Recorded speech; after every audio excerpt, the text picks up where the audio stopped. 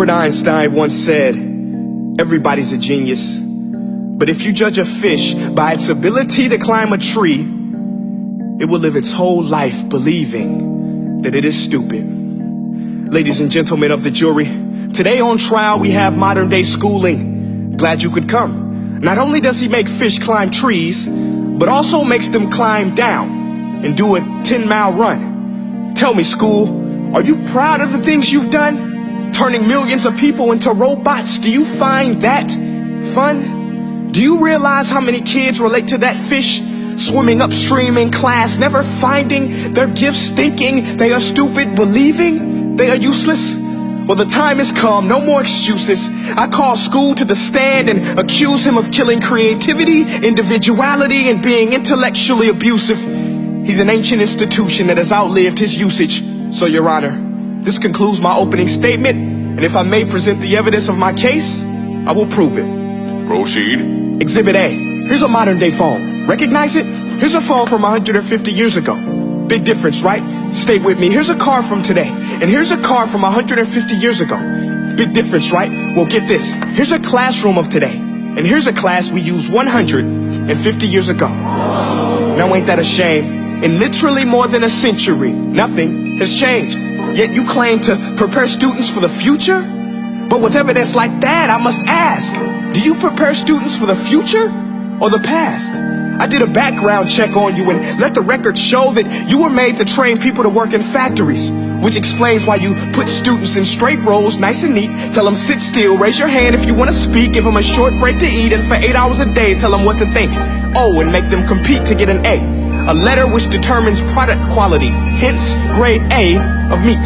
I get it. Back then, times were different. We all have a past. I myself am no Gandhi. But today, we don't need to make robot zombies. The world has progressed. And now we need people who think creatively, innovatively, critically, independently, with the ability to connect. See, every scientist will tell you that no two brains are the same.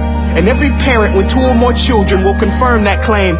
So please explain why you treat students like cookie cutter frames or snapback hats, giving them this one-size-fits-all crap. Watch your language. Sorry, Your Honor, but if a doctor prescribed the exact same medicine to all of his patients, the results will be tragic. So many people would get sick, yet when it comes to school, this is exactly what happens. This educational malpractice, where one teacher stands in front of 20 kids, each one having different strengths, different needs, different gifts, different dreams, and you teach the same thing the same way?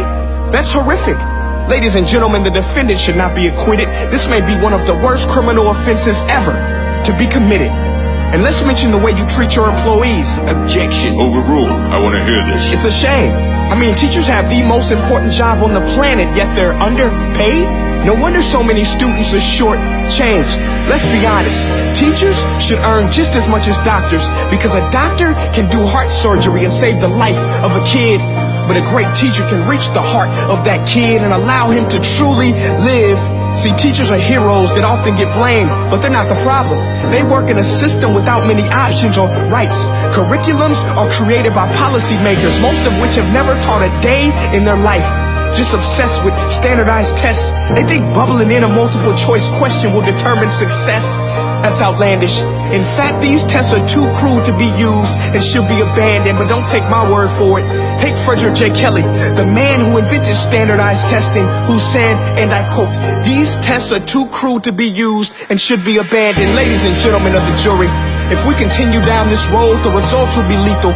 I don't have much faith in school, but I do have faith in people.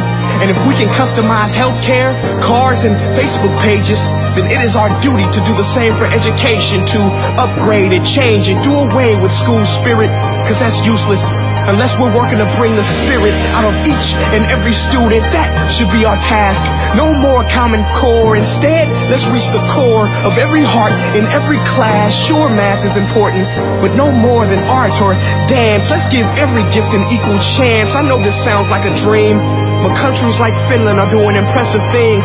They have shorter school days, teachers make a decent wage, homework is non-existent, and they focus on collaboration instead of competition. But here's the kicker, boys and girls.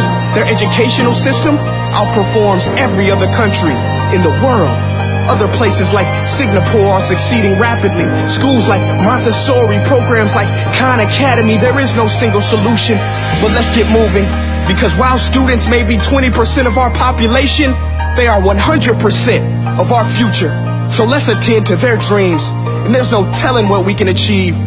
This is a world in which I believe, a world where fish are no longer forced to climb trees. I'll rest my case.